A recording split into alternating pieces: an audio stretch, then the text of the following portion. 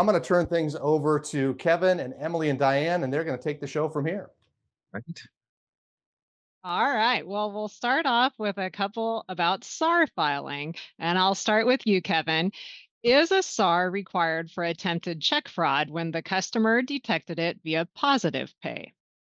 Okay, well, SAR is triggered anytime you detect this suspicious activity, and even if it was attempted, all right. So you have that trigger, but there aren't any limitations on how you detect this potential suspicious activity. So just because the customer detected it and turned you on to the potential for this fraud, that would have no impact on your decision. So yeah, if the amount that was attempted was over the appropriate thresholds, I would file that SAR.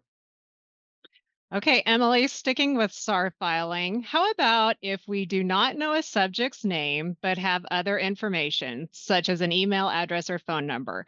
Do we put that information just in the narrative, or do you check unknown for the name and then complete the other information in part one? Yeah. So if the subject's not known, but you have the email and the phone number, then I would say on that part one, you're going to want to mark the box that says that the critical information was unknown. That's like the name, the address, and a few other pieces.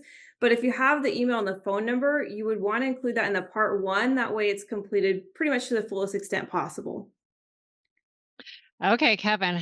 Should a real estate business account opened for a house that may be included in a trust or rental be risk rated the same as a sole proprietor or real estate type of business? Okay, so when it comes to risk rating customers, you have a lot of flexibility to based on your risk profile and how you want to approach it. But since you're asking the question, you're obviously recognizing that these are two different types of risk profiles. So if the and real estate we do know is used for money laundering. So and here's the thing: you have different types of customers here. If that real estate, and we know there's a risk there, if it's owned by an LLC, that's a different risk than if it's held in somebody's own personal name. They're going to have to go through more of a public process with a paper trail if the property is going to change hands. Remember, this is all about layering, it's all about mixing around assets. So if you have a property that's being held in an LLC, that ownership of the LLC can get moved around very quickly, relatively anonymously. So yes, I would say while there isn't a clear rule that says you have to risk rate them differently, there's two different risk profiles there. So I probably would, if I was king of compliance at your institution, I would probably treat them slightly different. All right. And Kevin, we have a couple of questions regarding hot topics and current events. First off, what are you seeing as the BSA AML hot topics for the rest of 2025 and into 2026? Well, boy, there's a lot of hot topics. I would say one of the big ones, of course, is probably going to be AI, how it impacts your system from a BSA perspective, both offensively and defensively. Cryptocurrency is blowing up right now. I don't know if you've been paying attention to the news, but there's all kinds of changes there. Third-party payment processors, crowdfunding is one that I'm seeing pop up more and more often. So that's a risk you might want to pay attention to going forward. But the other kind of the elephant in the room is the current administration is being very aggressive using sanctions and executive orders in order to pursue their priorities. So in the last 6 months, we've seen a full court press on Iran. We've seen a lot of activity with respect to the cartels that were designated as foreign terrorist organizations, and this is bypassing our traditional rulemaking process. If you want to change a rule, generally it takes a lot of time to pass that rule, to go from a proposed rule to a final rule to the implementation date. This new strategy of using these executive orders and alerts, it's coming at us much faster than it traditionally does. So I would say that's the other thing to keep an eye on, is the fact that things are moving very quickly now. And if you miss the boat on something, that these changes are coming in awful fast. So I would say that would probably be the hottest thing to pay attention to, is to get your management team to understand that you're going to have to be far more nimble when it comes to changing your program. But this section 2313A is it designated certain financial institutions in Mexico as primary money laundering concern under the Fend-Off Fentanyl Act. So this is a brand new power for the Treasury. And so if it's related to opiate trafficking, they can designate, other financial institutions or even accounts. And it's very similar to OFAC. Okay, so the problem is it's a very broad scope, faster implementation, and it allows the Treasury to designate these risks or these institutions that you're prohibited from transacting with via order, rather than going through any kind of traditional rulemaking process. And really, this is a restriction against any transmittal of funds to these institutions or their subsidiaries. So there's a potential risk here.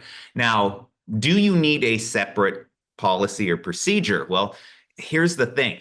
The traditional, these special measures are slightly different than OFAC. I don't know how your OFAC system is being updated over time.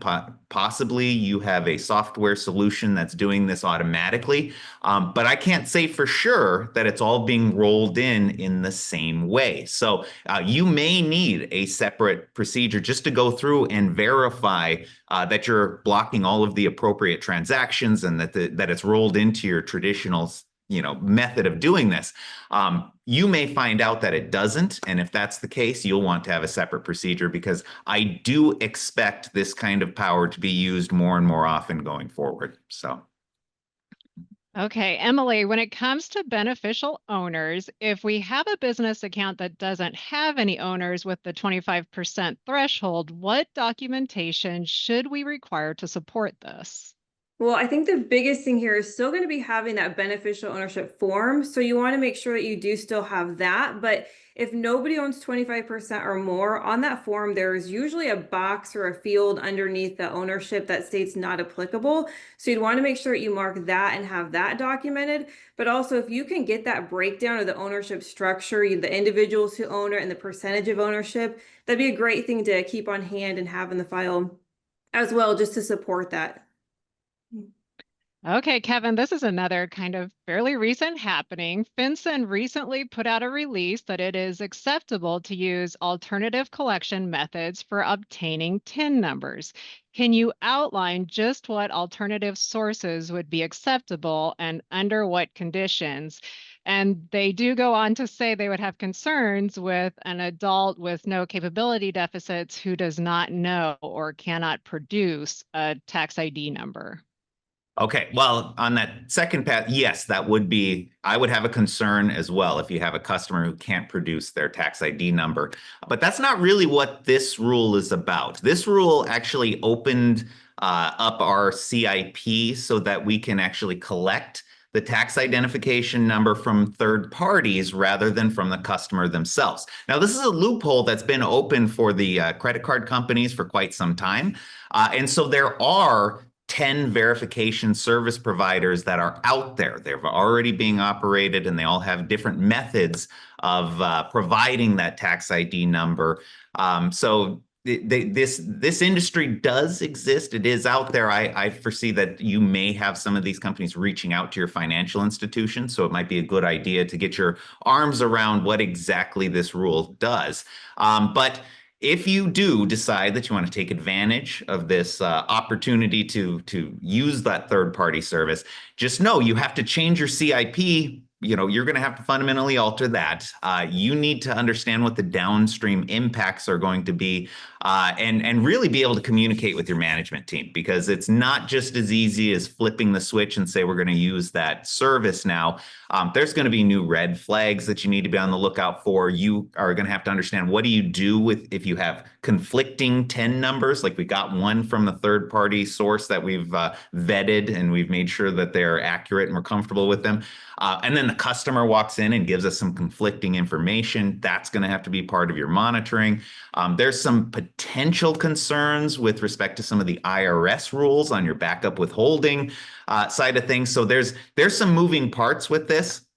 But it isn't a brand new thing. The credit card industry has been doing this for a while. And to be honest, this is another one of those issues. Last week, we spent over 15 minutes, I think, just talking about this rule and the potential impacts of it. So, first half, I would say, yes, this is something there will be service providers that are already out there. I expect that there'll be more, but you really want to make sure you understand what impact this is going to have on your CIP before you just pull the trigger.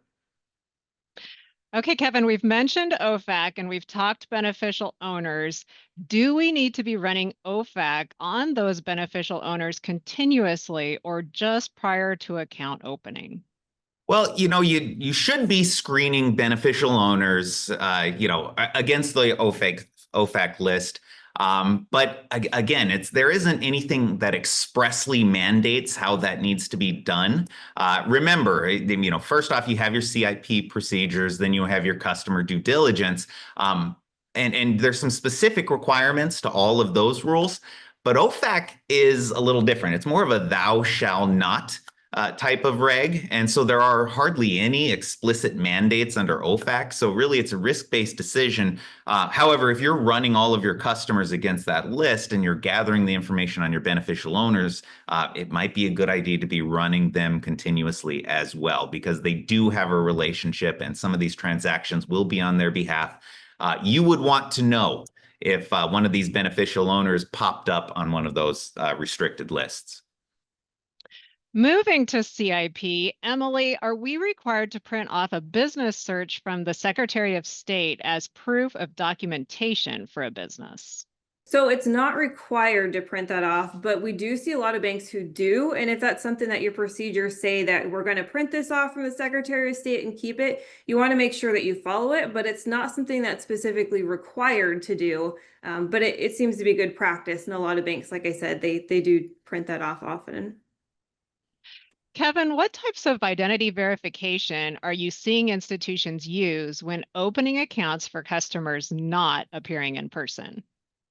Okay. Well, really, there's a lot of different options out there, and it depends on the size and the complexity of the organization, the number of accounts, types of products. So there's a lot of new options that are popping up. So it's but still, I would say mostly there's a kind of a document-based verification process of some sort where there's like an ID document capture process where you're scanning their, whatever their government issued ID is of some sort. But because of all of the fakes and, you can't just do that anymore. So there's different softwares out there, facial comparison softwares. There's and then generally they'll take that information and there's another option where they'll run it through some kind of watch list screening, against various types of lists, that are generated. That maybe it's a consumer reporting agency that's helping, just double check both for social security number and address verification, but then also to see if, there's any other type of, of high risk, element to this ID. It's actually improving quite a bit. We're seeing a lot of AI and machine learning that's being brought into these programs where they do kind of more of a risk-based analysis, where it's like the device that they're using or maybe the location that they're from or other behavioral patterns that might red flag it. So there's a lot of different options, but those are, usually I'm seeing fewer and fewer of these just document capture processes. And I'm seeing more of this, kind of software enhanced process that's out there. A lot of financial institutions that were relying strictly on that document capture process, they actually ended up, because of all the fraud and the problems they were running into, converting it back into a more in-person, a direct contact process where maybe you start the process online, but then you have to contact a real human to actually complete the process. So depending on your risk level and the level of sophistication of your verification process, I see a lot of different options out there. So. Okay, Emily, I believe this is for CTRs. For the occupation on part 1, can you say someone is a business owner? Well, so the short answer here would be no. Business owner is not going to be specific enough for the occupation. Really, the CTRs are looking for a specific description. So you're going to want to make sure you have something more specific as to the type of business this is. So maybe it's a construction business owner or coffee shop business owner, whatever it may be. You want to put the type of business owner in there. That way it's specific for occupation. Yeah. Okay, Kevin, when it comes to SAR filings, are you hearing about or seeing institutions criticized for the number of high-risk accounts or the number of SAR filings?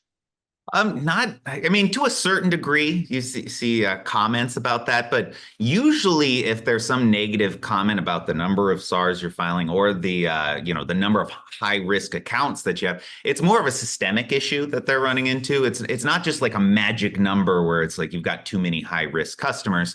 Usually what they say is, okay, you have a ton of high risk accounts or customers, but it's really because your system kind of lacks nuance. And so maybe some of these high risk accounts, you should be treating them more individualistically. And that might be the criticism. Or you have a lot of these high risk accounts, but you don't have sufficient policies, procedures, processes, or other mitigations in place, or you don't have enough resources to manage them appropriately, which is a little bit different than just saying, oh, you have too many of these. It's not really a magic number. It's just you have a lot of these and it doesn't look like you're managing them appropriately. So that's generally what I see more often than just a straight up number that they're looking at. All right, I'll stick with you, Kevin, as we move to marijuana-related businesses. What Right. changes would you recommend us making to our program if our area has just recently legalized medical marijuana? Oh, well, we have an entire 2 hour long webinar on, cannabis and banking. And so there's a lot to untangle if you're just at that square one. I would say the first thing to do is make sure that you're familiar with the rules. All right. So either get some training, maybe you want to train your board of directors or your management team so you can actually have a discussion with them and they know all the moving parts. And then you can discuss your financial institutions' risk appetite intelligently if they at least know how it all works.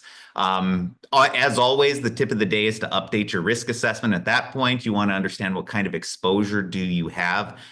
Depending on your risk appetite, whether you're going to get involved or just try to avoid it, either way, you're going to have to develop appropriate enhanced customer due diligence procedures. Depending on if you're going to be banking any of these institutions, they'll be much more, intricate. Or it might be as simple as we're just going to try to avoid these to the extent that we can. But always remember that the definition of a marijuana-related business is very broad. So even if you're avoiding maybe the actual distributors themselves, you could have some downstream exposure just based on the flow of funds. So you want to make sure that you understand how that works and then how exactly you want to approach it. If you need help with that kind of thing, you can reach out to us. I mean, we've worked with directly with banks and we've discussed this with the board of directors before and we've reviewed programs. So again, if it's something that you're just getting started on, you want to make sure that you understand how it's going to work so you can design your program appropriately.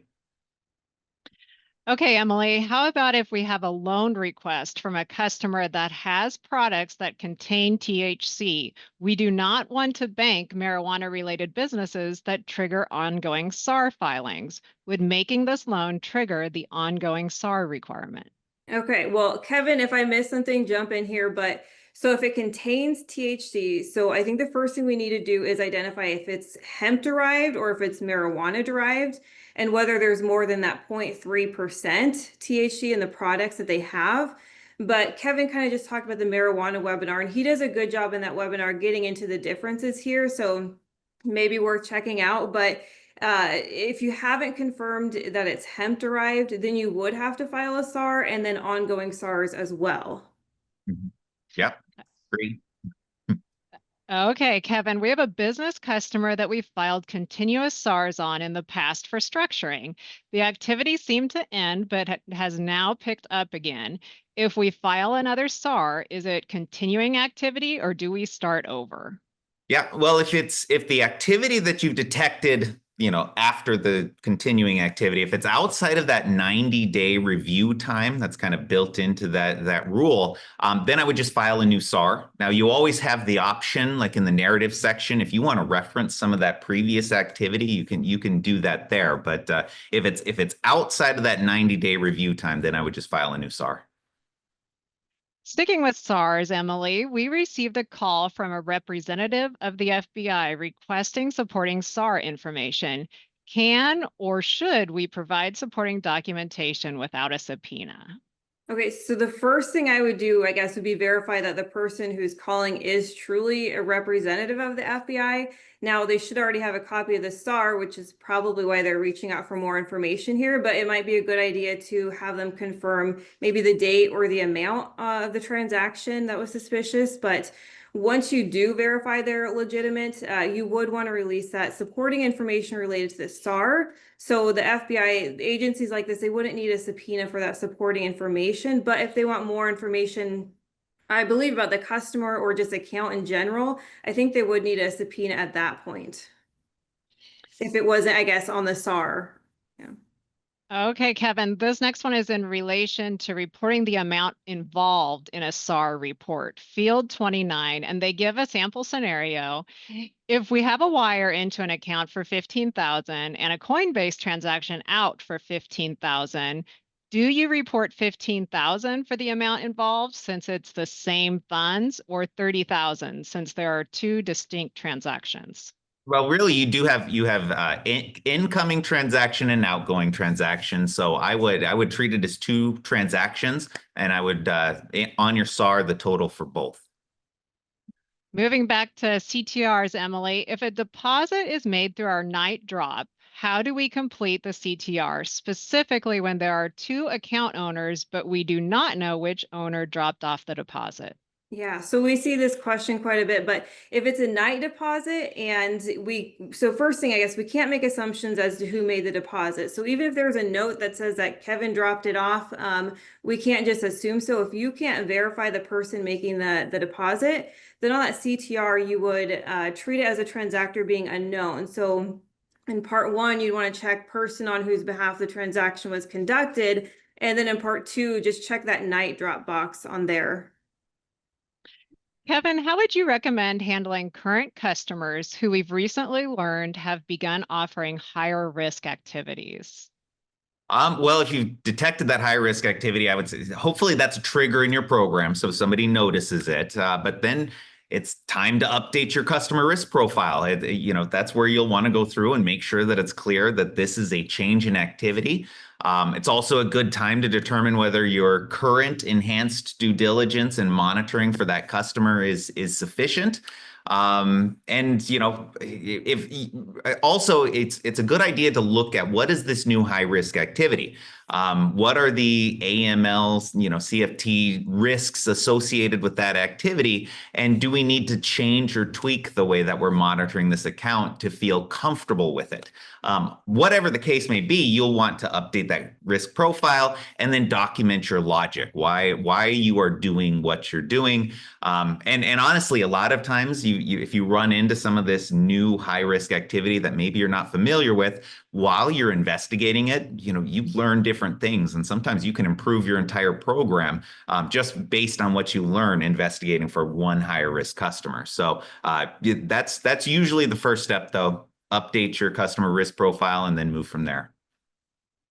All right, another CTR one. Emily, I'm sorry, I seem to be giving you a lot of these, but our institution just sold over $10,000 to another local bank because they were short on cash. While transactions between institutions are exempt, do we need to file anything, or is it just automatically exempt because it involves another institution? Okay, so 10,000 to another bank, it will fall under those phase one CTR exemptions.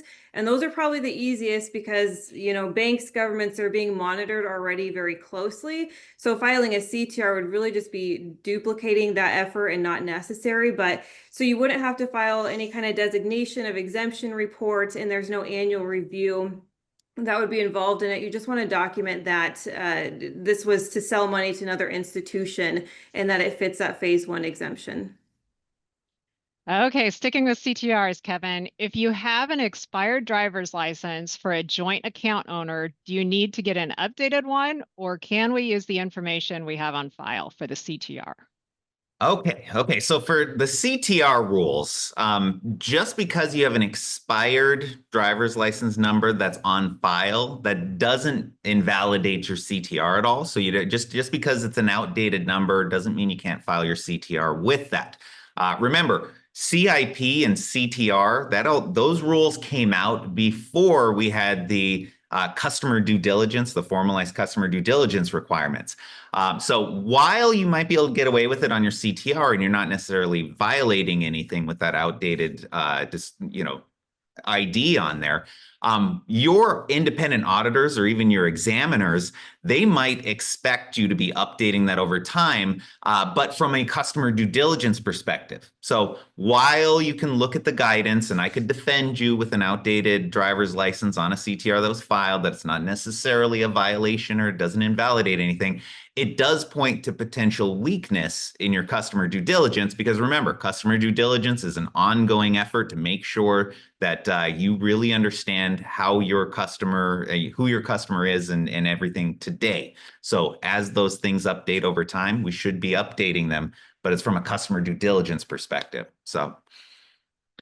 Okay, Emily, since there's been plenty of confusion with the Corporate Transparency Act, we have someone looking to clarify that FinCEN has made domestic companies exempt only from reporting beneficial ownership information, and institutions still need to collect beneficial ownership information as part of our due diligence obligations on those domestic companies. Yes, so that's correct. So as of now, institutions, you want to continue doing what you've always done under the beneficial ownership rules. So there's been no updates or anything that's come out at this point for institutions. At some point, there's probably going to be some new rules. It's just some, who knows when that's going to come out. But the final rule, yeah, it does exempt only the domestic companies from reporting to FinCEN.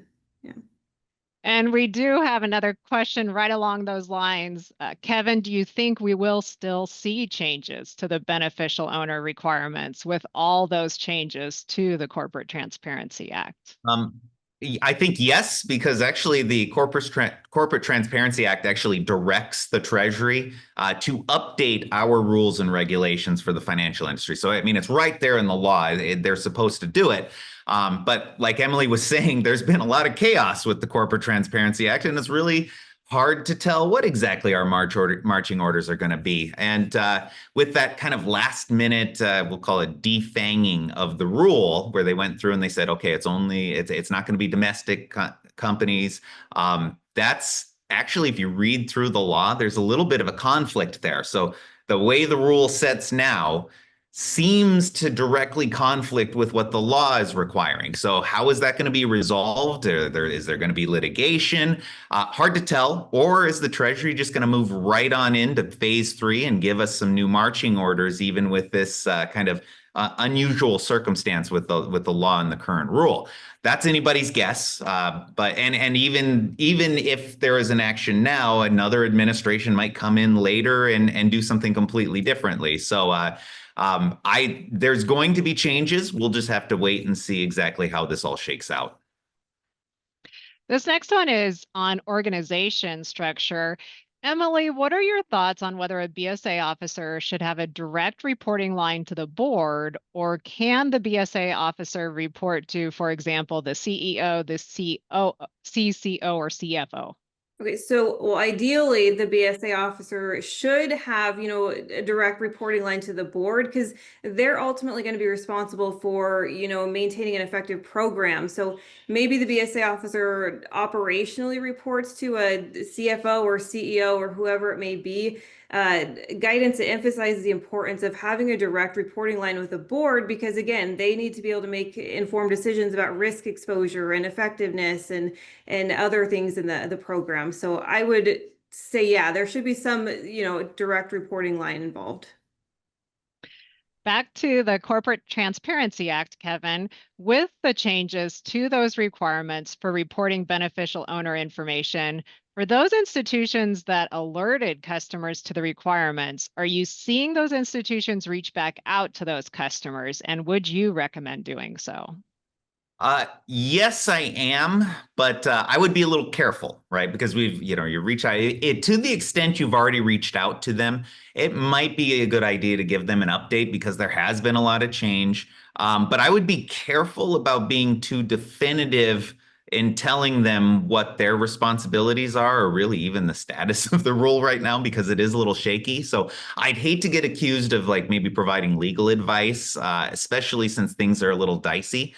So it might be a good idea just to direct them to that. There's a BOI landing page on FinCEN's website, so that they can keep an eye on it for themselves and just say, here's the status of things now. You may want to just keep an eye on FinCEN in case anything changes. Emily, regarding elder financial abuse, if we suspect it, are we required by regulation to report it to Adult Protective Services? So from a regulatory standpoint, you're not required to report it to Adult Protective Services, but it is highly encouraged to do so. And on top of that, I think there are some state laws in different places that have requirements. And Kevin, I think you get into that in the elder financial webinar. So maybe one to check out there. But really from a regulatory standpoint, no, but do take that state law factor into consideration. Back to marijuana-related businesses. Kevin, for professional service providers that may become marijuana-related businesses by receiving payment from their MRB clients, is the SAR requirement only triggered if we see actual payment from an MRB going into our customer's account, or do we just need to assume that all professional service providers will receive such funds and file? I don't know if I would presume that all professional service providers will receive such funds. I mean, maybe in theory, but I would say technically it's only triggered if you either detect the activity or you have other knowledge that would give you a reasonable belief that those MRB funds are flowing into that account. So, rather than assuming everybody's doing it and filing, that's a lot of work. But I would wait until you actually detect it or have that reasonable belief. And if you want to hedge your bets, I guess you could always ask and reach out to them affirmatively and say, hey, do you have any customers that are, marijuana related businesses? Maybe give them that definition of what you're looking at. And if they say no, you can base it on their response unless you see something different. So. Emily, can you touch on the regulatory expectation for tracking, resolving, and documentation retention for CIP exceptions? So yeah, so exceptions, I'm assuming meaning even discrepancies during verification. But I mean, first off, you should have a risk-based customer identification program for identifying discrepancies and then clear instructions on how to resolve them. And you're going to want to make sure that you're following those. But when it comes to documentation of discrepancies, you want to keep that on hand for, I think it's 5 years after the account is closed. And tracking wise, I mean, there's no specific regulatory requirement as to exactly how you have to do it. I know we've seen institutions who have paper, we have some who have electronic logs, really whatever you prefer there. The biggest thing is just making sure that if it's requested during exam, you can get that information pretty quickly and hand it over to, examiners or auditors. Kevin, if we're looking to move an account to or from a higher risk status, what documentation do you feel is acceptable, and how far back historically do you feel it should go? For example, is 3 months acceptable, or should we require a longer time period?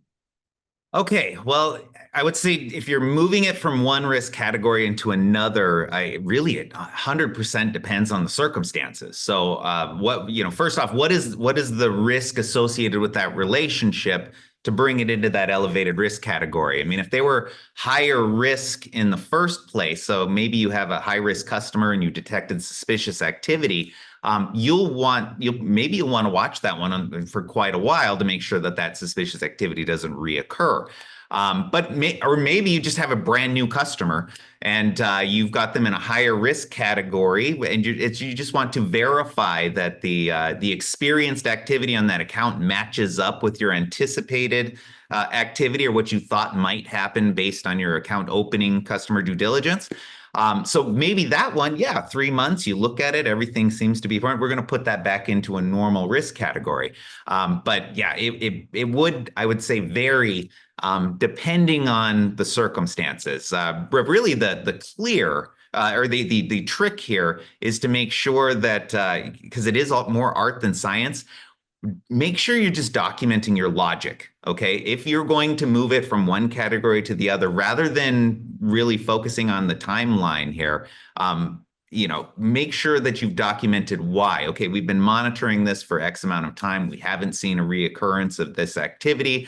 We're going to knock them back into the risk category they were at previously. Or just some other, at that customer risk profile level, why you're doing what you're doing, make sure that it's appropriately risk-based. Okay, Emily, another documentation question. Should we document the purpose for all wires or just foreign? And how detailed should we get when collecting the purpose? So yeah, so documenting the purpose, it is required on foreign wires because those do carry higher risk.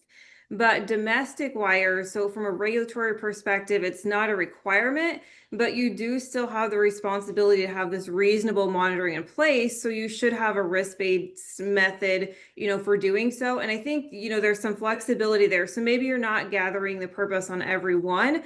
But again, how can you be sure it's not suspicious activity? And I mean, maybe you set a threshold, anything over a certain threshold, we're going to gather that purpose. Really, the biggest thing is just making sure that it's on a risk-based, factor and that there's some method to your madness there. Kevin, what should we be looking for when reviewing accounts of third-party payment providers? Oh, well, actually, this is our hot topic for next month in the AML CFT group. But okay, so first off, you want to know who you're dealing with. So you'll want a pretty clear customer risk profile. Who are you dealing with? What other banks are they associated with? Are they commingling accounts at all? So you're going to be looking for risk indicators on the front end. But then as far as monitoring them over time, you're going to be looking at their transaction volume and, any patterns that you might see. If there's spikes in activity, do they make sense with, what you understand with that relationship?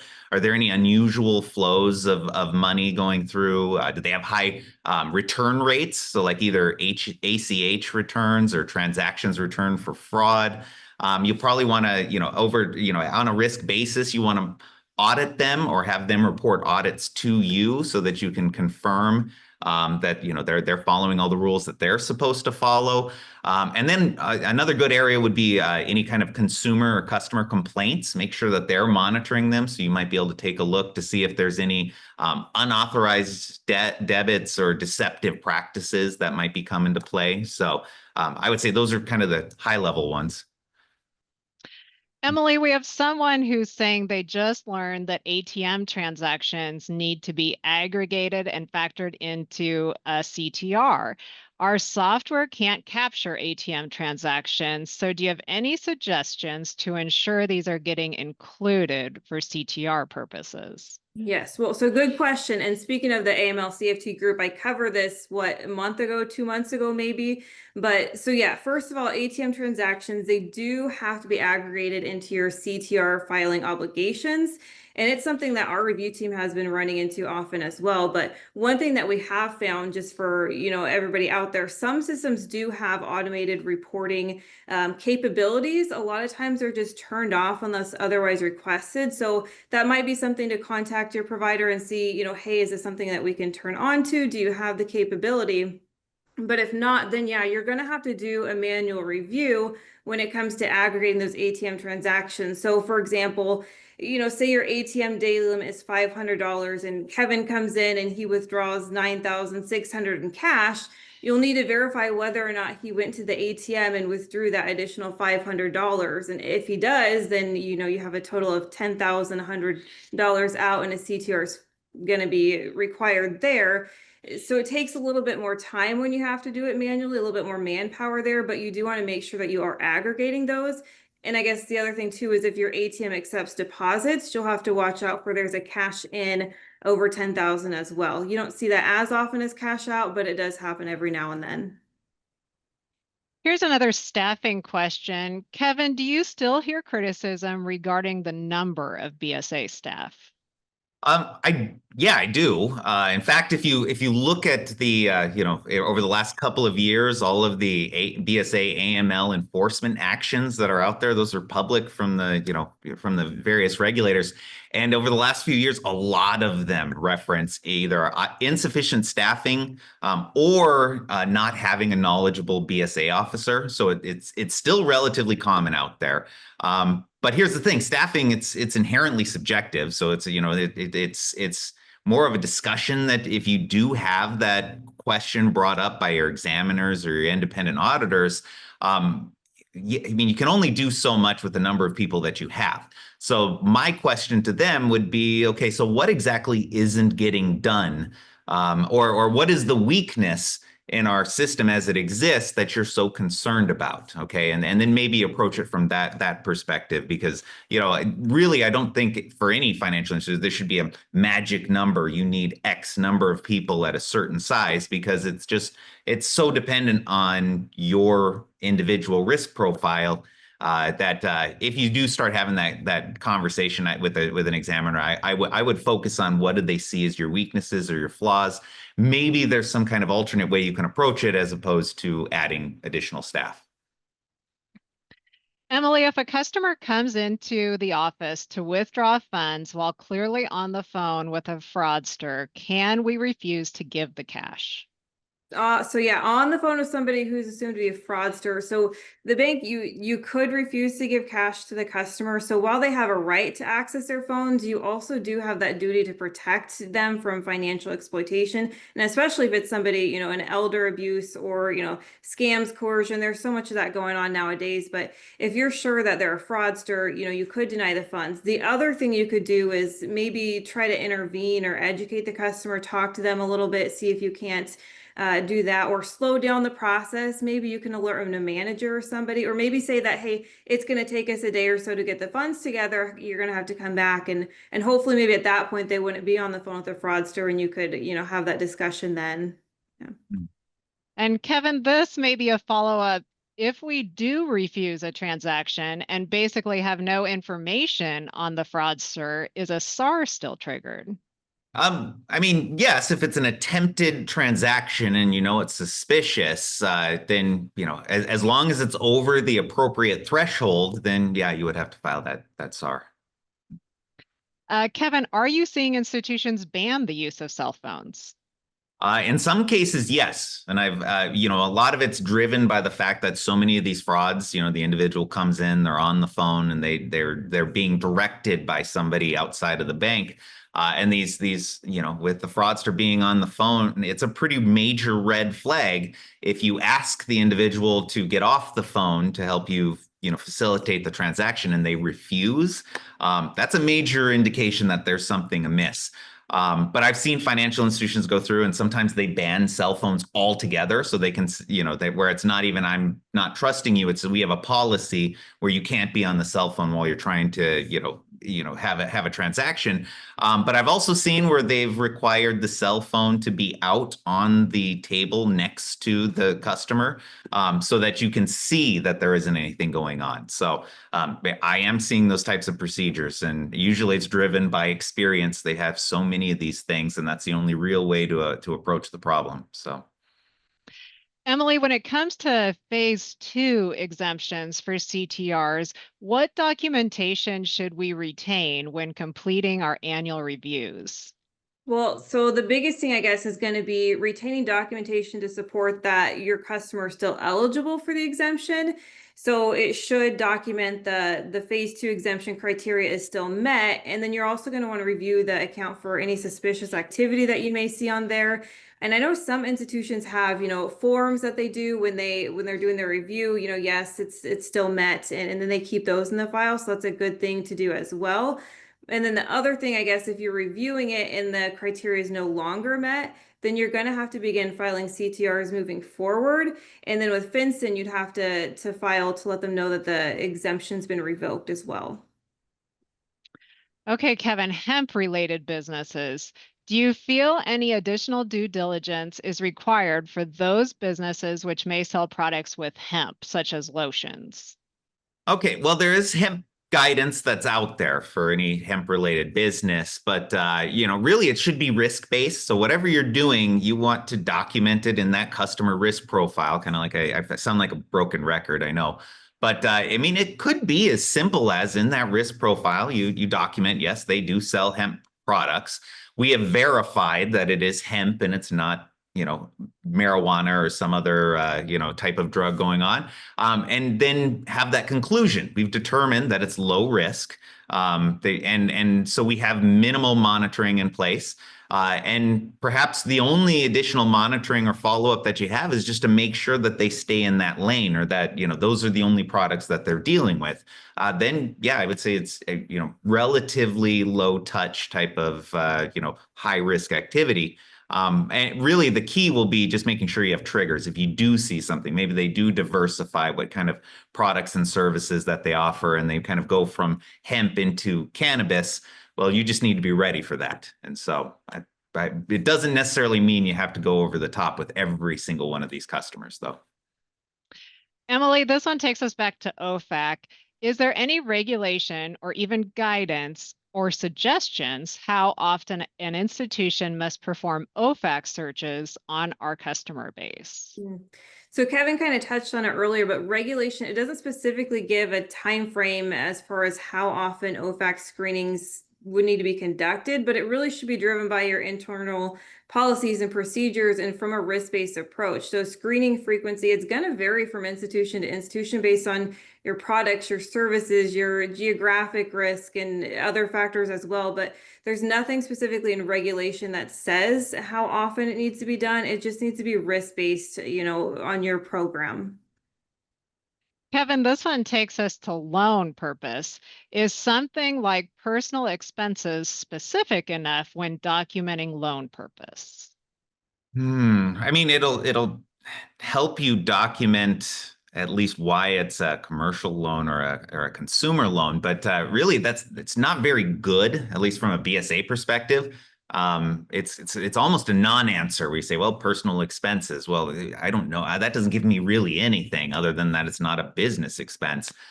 So while the guidance is pretty loose on, how detailed you have to be in documenting loan purpose, a good customer due diligence program would probably want a little more than that. Again, there isn't anything specifically that says you have to lay it out in any exact detail, but you would just open yourself up to criticism, I think, if you just have personal expenses. I think your examiners or independent auditors might come in and say, you know what, that's not enough. And then you have to go and try to justify why you think that's plenty. I wouldn't want to be in that position. I would try to get a little more. Okay, Kevin, where do we begin when trying to incorporate crypto into our program? Is cryptocurrency always high risk, or are only certain things to be considered high risk? Well, there's a lot with cryptocurrency, very complicated, and we have a 2-hour crash course in cryptocurrency, which is really just the basics of some of the terminology. And there's a lot of rabbit holes to run down when you start talking cryptocurrency. So the risk level, depending on the activity or the types of customers that you're dealing with, will vary greatly depending on the exposure. Now, we do know that, just by nature of the beast, cryptocurrency is a higher risk type of transacting, because we know of all of the, the illicit financial activity that's going through those markets. So then the question becomes, what activity are we talking about? I mean, if you have like a virtual asset service provider, or a VASP is the acronym for that, then you're going to have your own unique risk profile for that customer. You're going to have a monitoring program. You're going to have a pretty in-depth way of dealing with that customer. But if you're just detecting periodic exchange activity, so activity with cryptocurrency exchanges, well, that might be a different situation altogether. So, let's say you're just detecting that kind of exchange activity. Well, then you need to just get your arms around how much of that activity are you running into, and then why.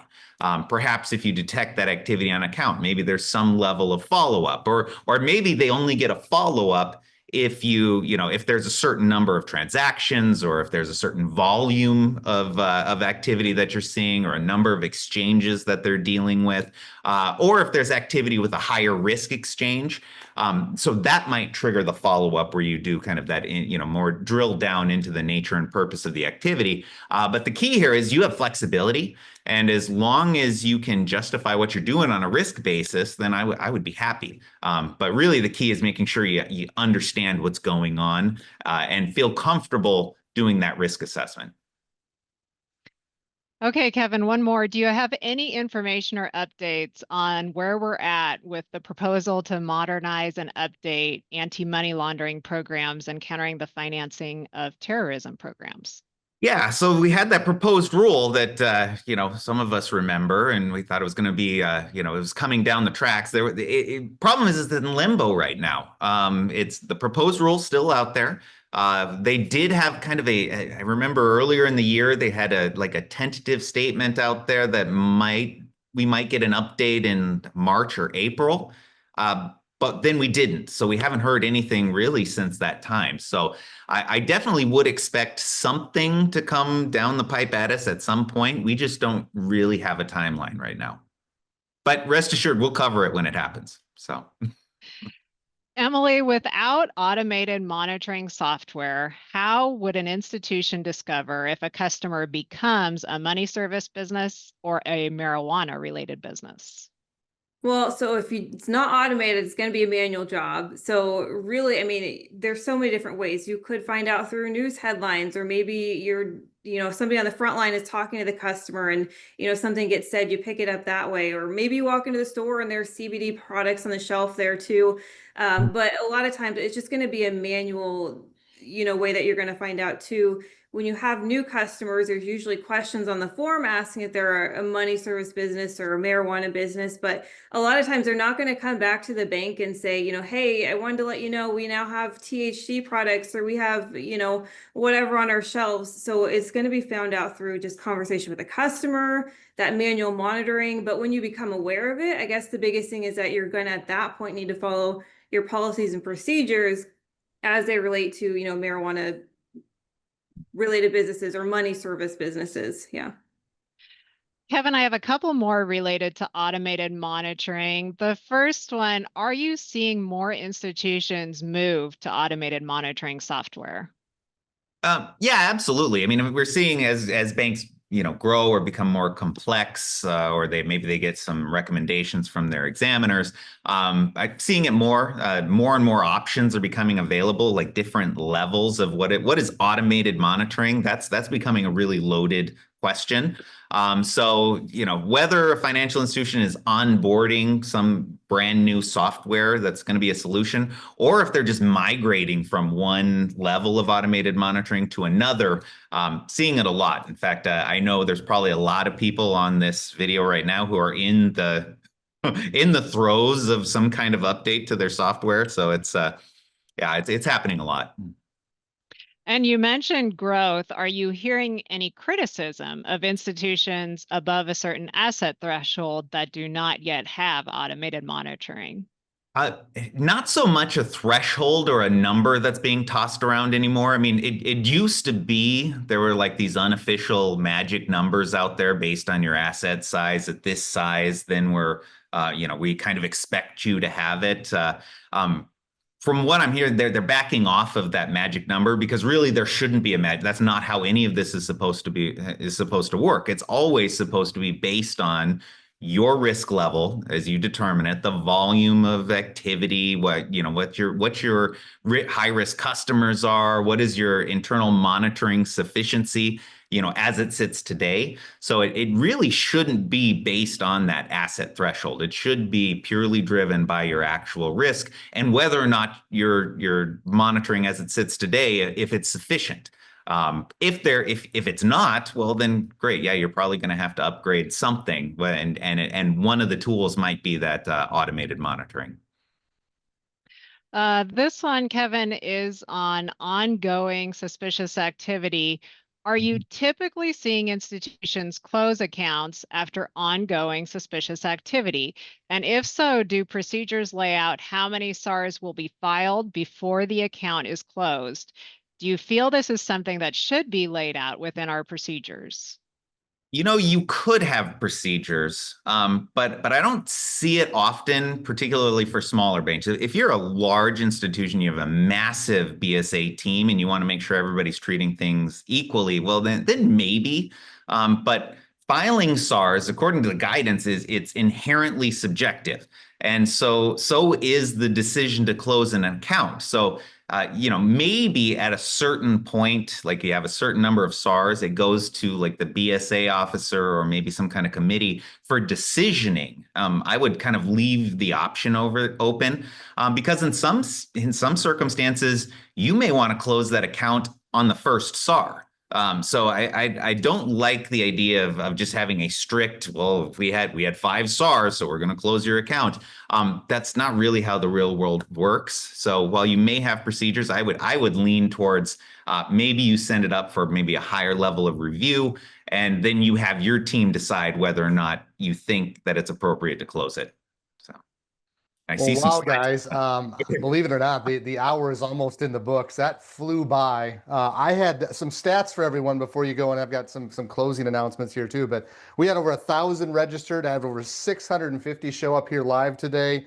There were, between the pre-submitted questions and the live questions that came in, the goal was to get to as many as we can. I didn't keep count, but we had over 100 questions that came in both live today and pre-submitted. So team, great job. Diane, great job moderating. Kevin and Emily, fantastic job answering those questions. And there was a lot going on with our team behind the scenes as well today. So like I said at the beginning of the program, we do 4 of these a year. They're free. We're trying to get to as many people into these as we possibly can. And so the Q&A rounds for the year are done. This was the last of the 3. We did lending early in the year. Second quarter, we did deposit. Here was our BSA AML variety. And the 4th one that we do every year is just a little bit different. It's a look back and what lies ahead. Think of it as a giant checklist as far as what's gone down in the year that has come and gone to make sure you didn't miss something. And then we give you some information to help you feed management and the board of directors on what's coming down the pike. And we never know. We've got some fake crystal balls laying around here, but they never quite tell us everything, right? So we do our best to give you some things to look ahead. You're not going to want to miss that. In fact, if you click on the link, I think somebody's going to put it in the chat. If they haven't already, you can just go out to our website. You can already get your team registered for that. No cost. One registration gets your team in, just like anything else. I've got a couple other things here before we close out. First off, you heard Kevin and Emily mention that AML CFT membership group that they're doing. We are 7 months into this thing. We've got almost 30 different financial institutions that are already a part of that. We're looking to grow that. The more we get, the more information gets shared among all the individuals. So if that's something that you're interested in, there's a QR code on the screen. You can check that out if you want to talk to Kevin or Emily or someone on our team about how it might help you and your teammates as you tackle AML CFT. We'd love to reach out and speak with you more on that. Another item coming up this fall is our virtual compliance conference series. Again, the QR code to check that out. We've over 200 different institutions every year, and that number grows. Take in this conference. We've got deposit, lending, BSA. You can do them separately. The best deal out there is the series purchase. We discount that, and this year we've thrown in some extras, including a bonus compliance management session that everybody gets if you purchase the series. So again, team, great job today. All of you that are attending, I know that was a lot to take in. This is being recorded. When we get that turned around and cut, it'll be available on demand. You can go back and listen to it again. We tried to get to as many as we can, and we'll come back and do this again next year. As you leave today, a couple things. There's going to be a short survey, 5 questions. It'll take you less than 60 seconds to give us a little bit of feedback on how we did today. We're always striving to move from good to great. And with that, as we hit the top of the hour here, what we want to do is respect your time and let you all get back to what you do so well, and that's serving your institutions as well as your customers. Thank you for stopping by today.